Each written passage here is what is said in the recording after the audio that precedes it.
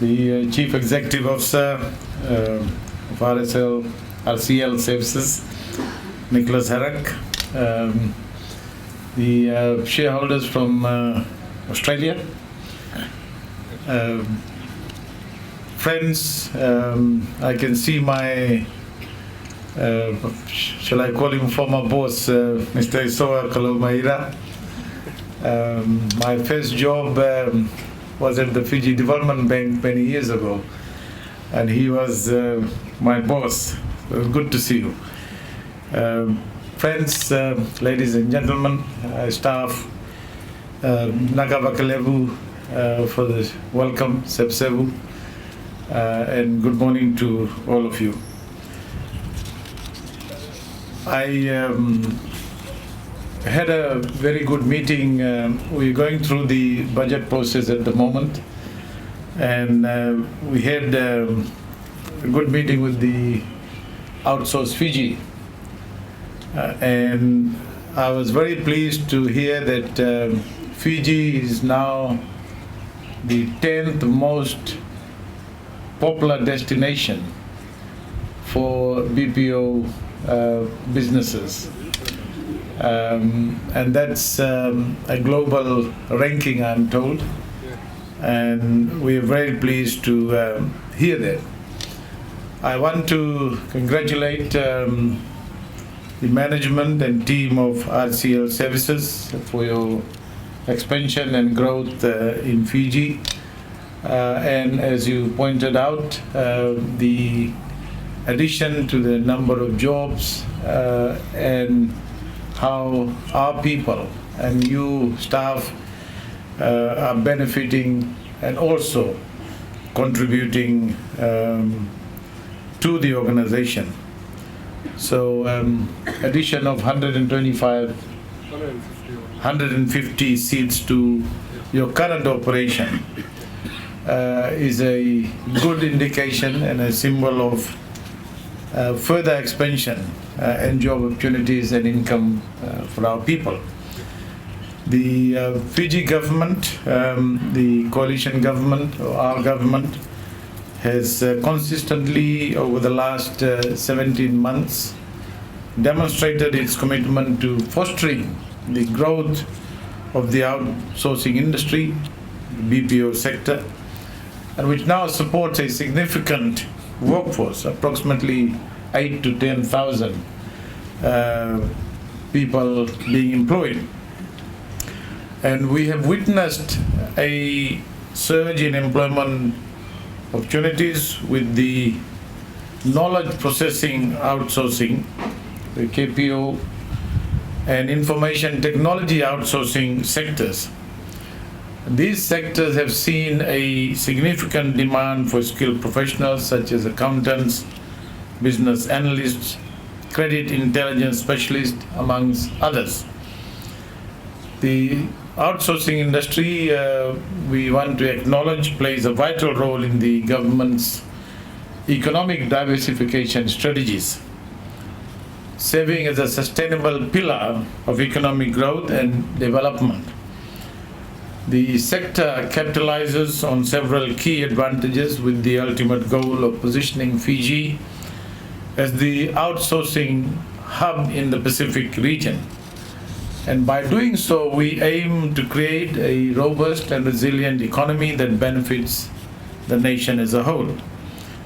So friends, ladies and gentlemen, as we see many Fijians living offshore, I firmly believe that the outsourcing industry offers an enticing prospect for our young people to remain in Fiji and showcase their exceptional skills and career aspirations in this rapidly expanding sector. By doing so, we can not only retain our brightest minds, but also contribute to the nation's economic growth and development. Our commitment to the industry has also grown, and that is from funding infrastructure, introducing new skills, accreditation courses, to prioritizing resilient ICT infrastructure, which is critical for the growth of this industry. This is also demonstrated through our investment of 2.5 million towards the outsourcing industry in this financial year. These efforts collectively demonstrate that we are determined to create a conducive environment for its growth and success. With the government's friendly and investor environment, we are now seeing an increase in investment activity. Fiji has attracted Google. Google has announced an investment of US 200 million, equivalent to about 400 million Fijian, which will include a Tier 3 data center with the laying of 2 new trans-Pacific subsea cables linking Fiji to the United States, Australia, French Polynesia, and thus expanding internet connectivity in the Pacific. And this is significant. It is part of government's active, proactive, aggressive approach towards improving such infrastructure to support not only this sector but the overall economic potential. So the economic potential in Fiji has also attracted satellite broadband provider Starlink to also start providing services to Fiji. The 2 new subsea cables named Tambua and Honomoana, with also the recent inclusion of Starlink, marks a significant milestone in enhancing Fiji's digital economy. These advancements will significantly strengthen digital connectivity with our nation as a whole, as well as the region, leading to improved internet accessibility and reliability. This in turn will drive more economic development and provide better access to digital services. These significant investments will also, for sure, in our view, pave the way for the continued expansion of the BPO and KPOs, ensuring our vision of establishing Fiji as the destination of choice for outsourcing services. Last week, the Ministry of Trade and Cooperatives, Small and Medium Enterprise and Communications hosted a 3-day validation workshop on the inaugural development of Fiji's national digital strategy. This is being developed in partnership with the International Telecommunications Union and United Nations Office for Project Services. The workshop brought together key stakeholders from the public and private sectors, academia, civil society, as well as development partners to engage in a comprehensive discussion on the upcoming national digital strategy. And once in effect, it will propel Fiji into the digital economy, fostering economic growth by expanding local businesses, global reach, increasing job opportunities, while also enhancing consumer purchasing power with a wide range of choice.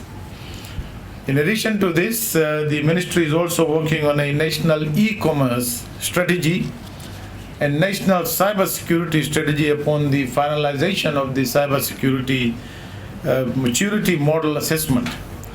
These will complement the broader national digital strategy, which will pave the way for the advancement of Fiji's digital economy and create an attractive and enabling environment for people and businesses in Fiji to flourish. Our capacity to reach the global market is ever increasing, and we are now formally part of the IPEF, the Indo-Pacific Economic Forum, and the only Pacific Island country and a small development state in the grouping. The IPEF gives us access to a group that contributes about 40% of the world's GDP and 1/3 of global trade. And this is significant. It shows Fiji's preeminent position as not only the hub of the Pacific, in terms of geopolitical strategy, but also in terms of geo-economic strategy of many of the countries within the Indo-Pacific region. And we are very pleased that Fiji is part of the IPEF, and there are a number of pillars within the IPEF agreement that will further enhance our capacity to develop industries such as the BPOs. I'm actually very proud. This morning I opened the New Zealand Fiji Business Council mission, which is currently in the country. And I can tell you there is a sense of confidence, a sense of determination between businesses from Fiji and New Zealand to increase our trade, which is now around $1.3 billion, according to the latest statistics. I want to, before I finish, just say that we are in the process of formulating our budget, which will be delivered on the 28th of June. The BPO sector, I must say, has some very, very generous incentives, and I can tell you that the government has no intention of changing that. In fact, we want to enhance that further. We are working very strongly and very hard in making sure that we improve the ease of doing business in this country. There are obviously challenges, headwinds, particularly loss of labor. Government is putting a lot of effort and funding to not only provide opportunities for our people to go to universities and technical institutions, because we believe that we need to continuously develop our manpower potential to support, critical sectors of the economy. The economy grew at a strong rate, 8.2% last year, which was also post-COVID recovery effort. This year we are expecting to grow at slightly above 3%. Given the headwinds and the difficulties that Australian and New Zealand economies, our two major trading partners, are going at the moment. Our tourism numbers, contrary to expectations last year, where we had a record number of tourists visiting Fiji, we are expecting that to continue, and the tourism stakeholders are forecasting a growth of additional 4% on top of the record growth that we had in 2023. So there is a lot of good news, and government feels very good about the confidence, the openness, the transparency which we have brought, in terms of our policy, our democratic institutions, and all that supports business, investment, and growth, which are essential and components of healthy economic growth and economic policies. We believe in keeping our policies consistent, predictable, and we believe in no surprises in terms of our policy formulation and also our budget. So let me end by thanking UCU, management, board of RCL, and the Recoveries Corporation Group Limited. Thank you for your continued support, for your continued confidence and faith in our people. And I want to thank all of you, staff, people who work for this organization, because without you, without your hard work, without your ability to work and drive the company and its operations, the company would not be where it is. So I want to take this opportunity to thank all of you for that.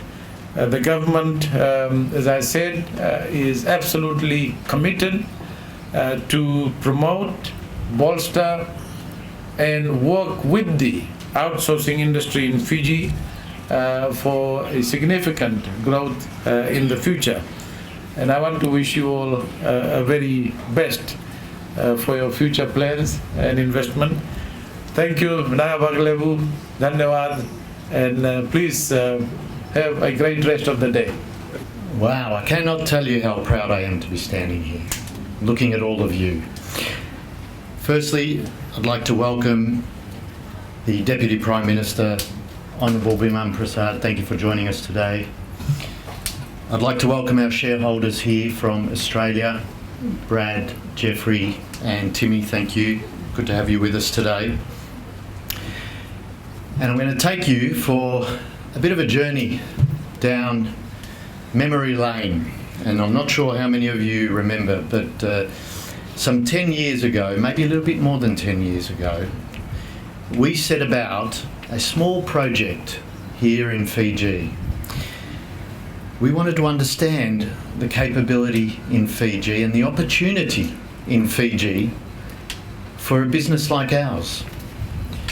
We set about understanding whether we had the capability here to conduct our insurance work. Our insurance work, how many of you work in our insurance area?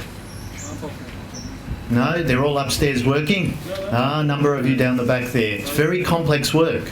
And we thought that if we could achieve the type of results in Fiji that we achieve in Australia in the insurance sector, we could do just about anything over here in Fiji.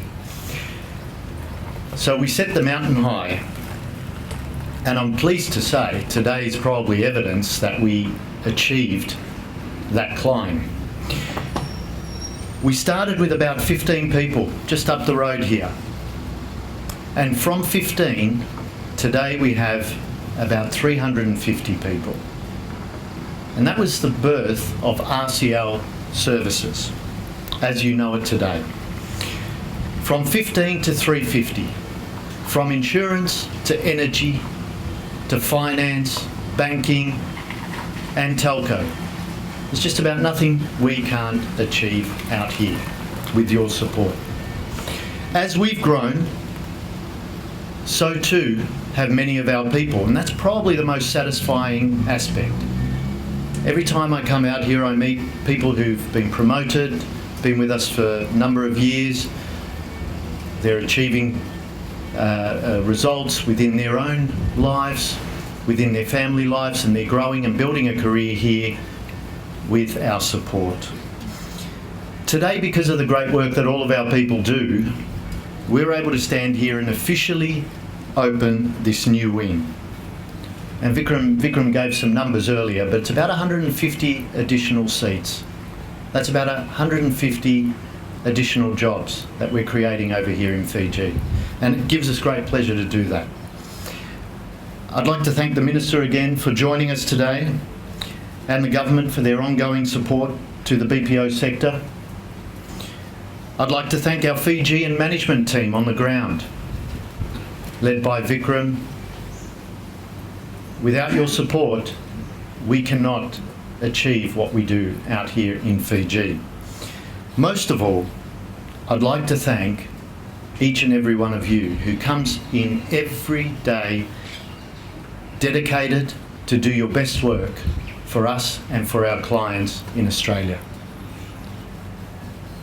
It's because of that and because of the work that you do for all of our clients that we have such confidence in Fiji. Thank you very much.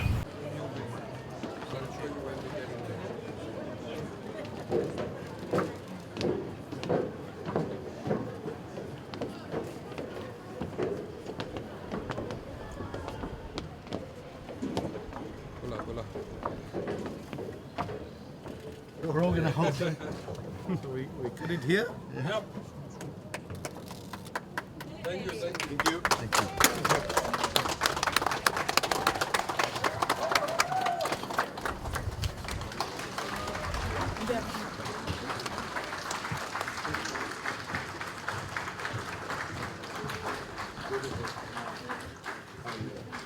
Welcome. This is Kalabu.